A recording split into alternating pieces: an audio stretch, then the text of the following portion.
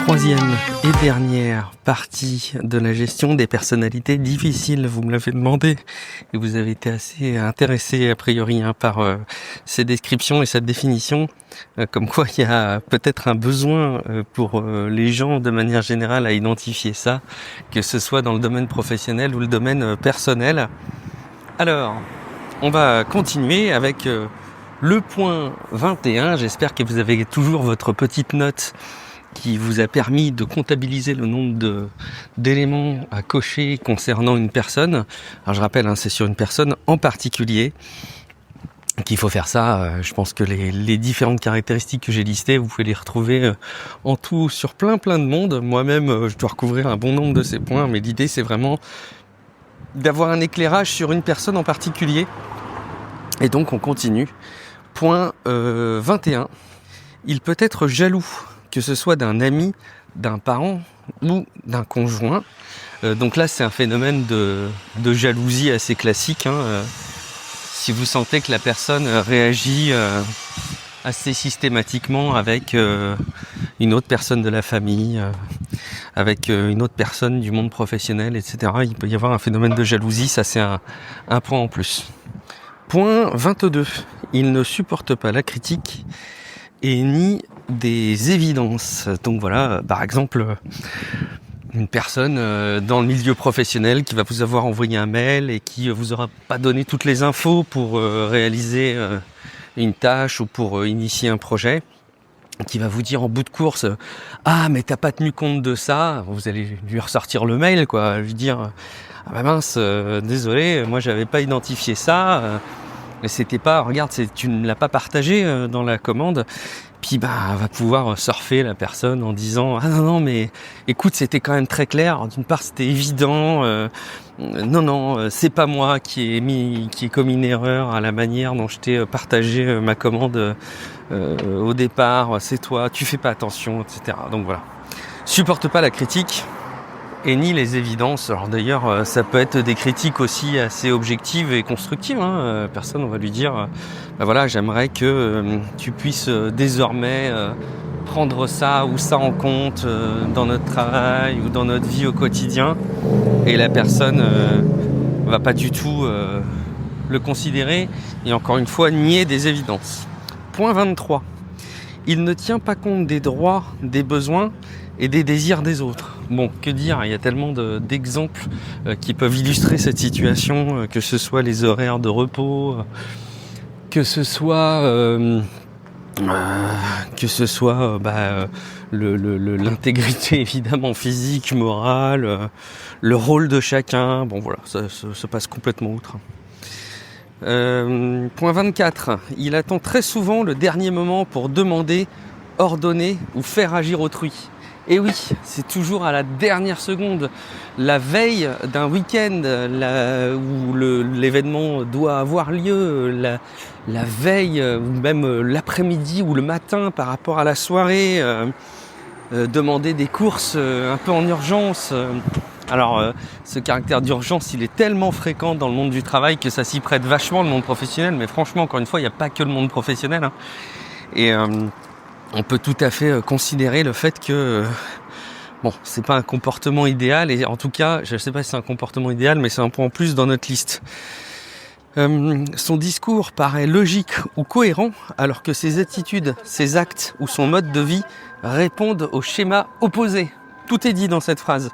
Une espèce comme ça de dissociation entre le discours, qui peut être très concret, limite source de motivation et d'embarquement, et des attitudes qui sont complètement à l'ouest. Et d'ailleurs, moi, ça, vous voyez, ça peut être une crainte à mon sujet, par exemple, ça.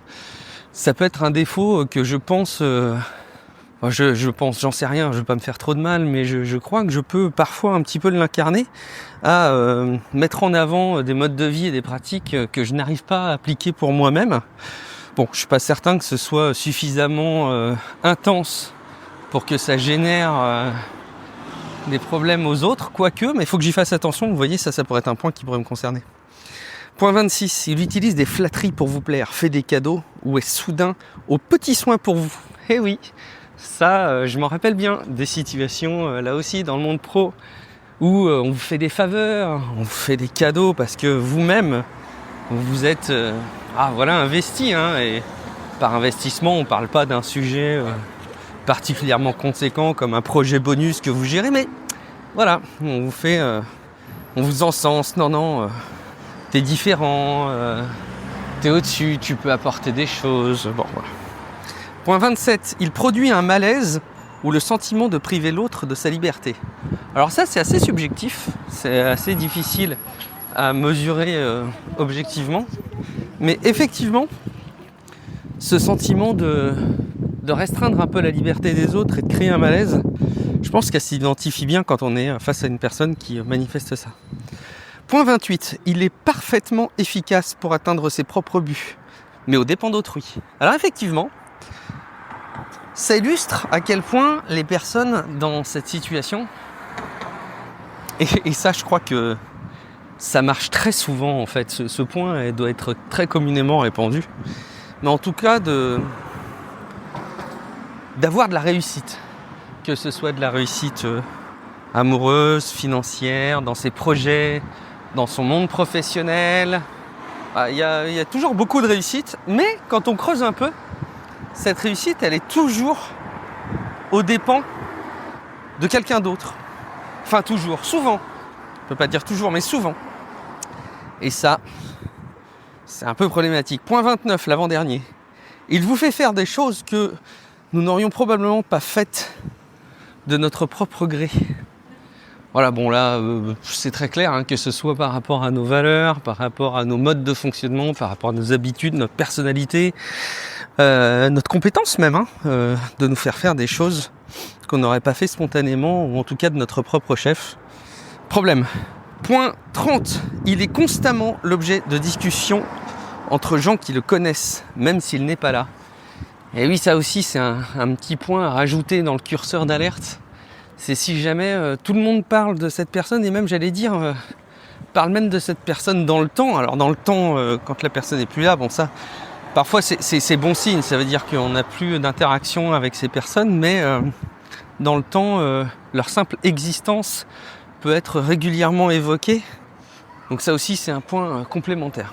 Donc voilà, ça clôt des points 1 à 30, l'ensemble des traits de caractère, ou des caractéristiques en tout cas, d'une personne, et vraiment une personne en particulier pour laquelle vous pourriez avoir des doutes, ou peut-être d'ailleurs que cette liste vous a amené à identifier quelqu'un dans votre entourage, pro, perso, familial. Et si vous avez cumulé plus de 14 points, enfin 14 points ou plus dans cette liste, cette personne mérite qu'on s'y attarde un petit peu. Et évidemment, je ne vais pas vous donner toutes les infos tout de suite, mais j'en reparlerai par la suite dans un autre épisode de La Voix de Guillaume. Si vous n'aviez pas fait les précédents critères, écoutez les épisodes précédents de La Voix de Guillaume. Et en attendant, merci beaucoup d'écouter ce podcast. Je vous dis à très très vite dans un prochain épisode de La Voix de Guillaume. Ciao à toutes et à tous.